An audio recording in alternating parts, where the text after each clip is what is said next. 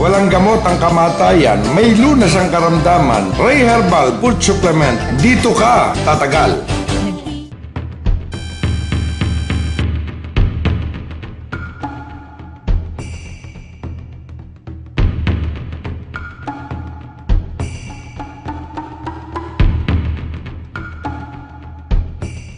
Ako po si Simproso Medina.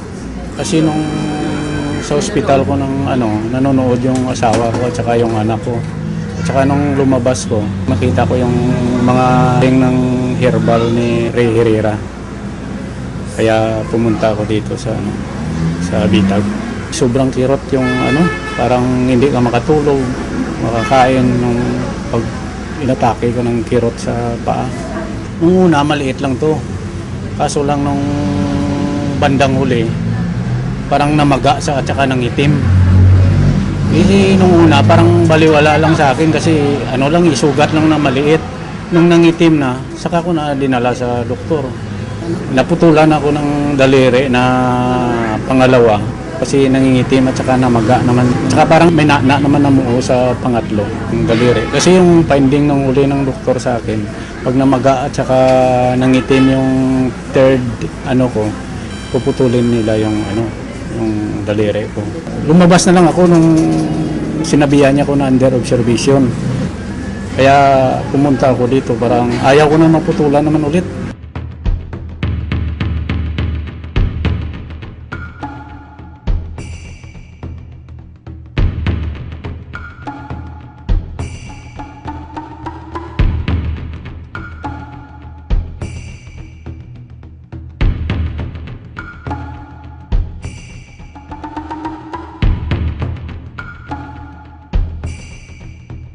Pang 30 days na yung paggamit ko ng herbal ni Karen.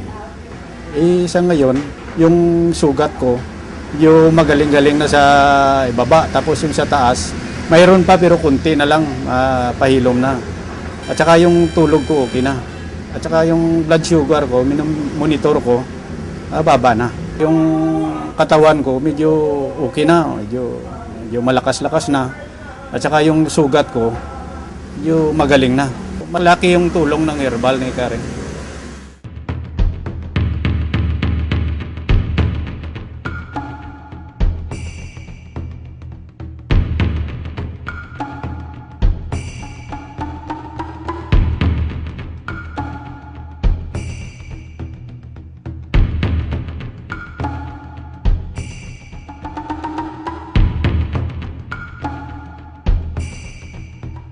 Pang 60 days na ngayon na gamit ko ng herbal.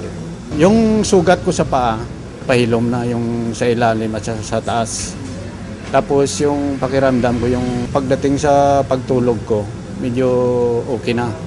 At saka yung blood sugar ko, pababa na. Dati yung blood sugar ko abot ng 200, ngayon 139, 130, 127. At saka wala na akong nararamdaman sa sugat ko. Okay na, wala nang Anong una, gagamit pa ko ng saklay. Ngayon, wala na. Makalakad na ako ng diretso. Hindi ko kilala si Karen. Nakita ko lang yun sa TV. Kahit isa, hindi ako dumalaw dun sa kanya kasi hindi ko naman alam ang address niya. Unang punta dito na sa Bitag, kay Sir Tolpo.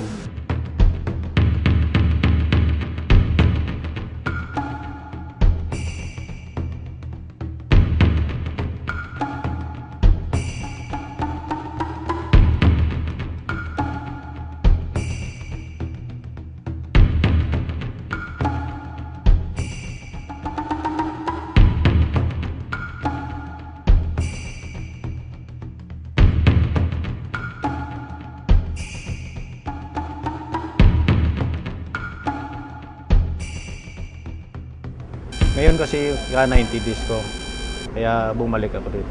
Simula nag-iinom ko ng herbal ni Kare, malaki talaga yung dinulot niya kasi yung sa ilalim ko na sugat, okay na yan, yung sa taas na lang. May kunti pa na, hindi pa na tuyo.